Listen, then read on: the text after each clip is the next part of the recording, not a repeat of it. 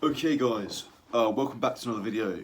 This is going to be a quick video where I'm going to do my best to explain why Slow and Steady wins the race, and why it's just not. Have my. Sorry, I'm just going to shut this window. I have my qualms, let's just say, with the sort of ultra like work, grind your arse off kind of approach that a lot of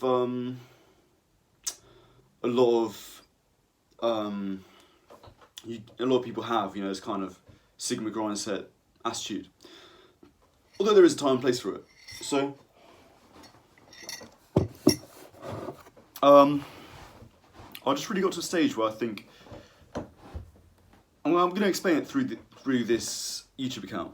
So I meet people who have YouTube accounts, and a lot of the time,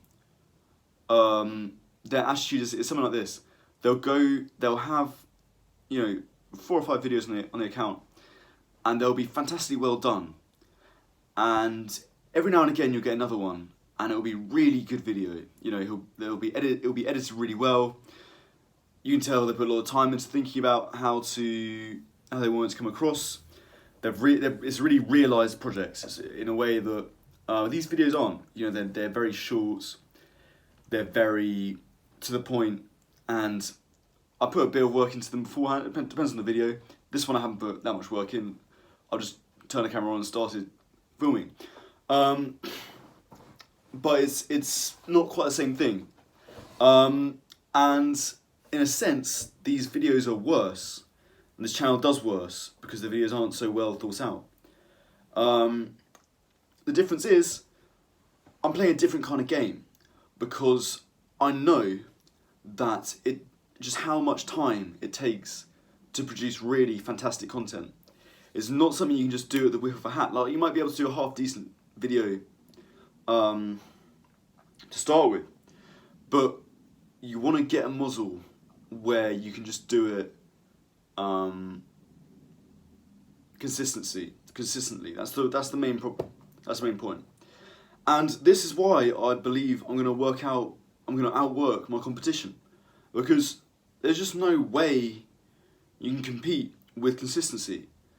I don't care if you're putting out one fantastic video every month that's really good, that you put a lot of effort into.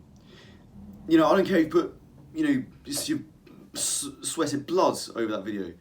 If you haven't got that consistency behind it, you're going to run out of it. If you don't have a proper routine to really improve your craft, if you don't have that, you don't stand a chance, because you need the consistency. Now, that video might get 20 more views than I did. It might get 100 views. Meanwhile, most of these videos, they get 1 or 2 if they're lucky, right? But the difference is, I'm going to still be doing this shit in a year, while a lot of other people who do this kind of stuff, they're just going to run out of energy because they haven't made that promise to themselves to keep uploading.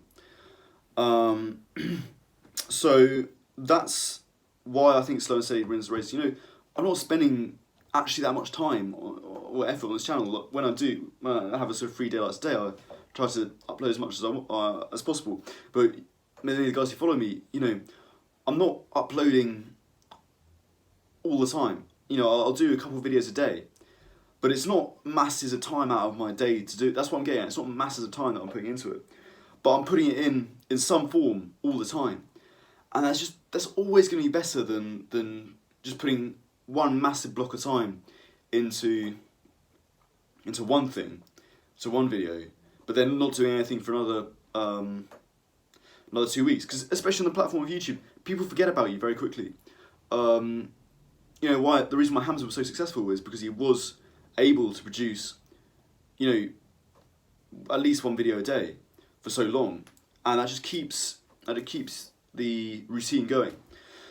So that's something to bear in mind, guys. If you want to get good, I think it is as simple as doing it every day. You don't have to do a lot of it every day, but you have that's the thing. You have to do it every day. You know, I mean, um, what's better? You going to the gym for an hour a day, or going for 3 hours in a week, or going once a week but for 3 hours. You know, you're working harder in those in that one day, one time when you go for 3 hours. You're gonna be putting some real amazing effort in, fair play. But long term, if you look at the pure amount of hours, 1 hour at the gym every day is not a lot, but you clock that in, you got 6 hours maybe one day to rest and recover.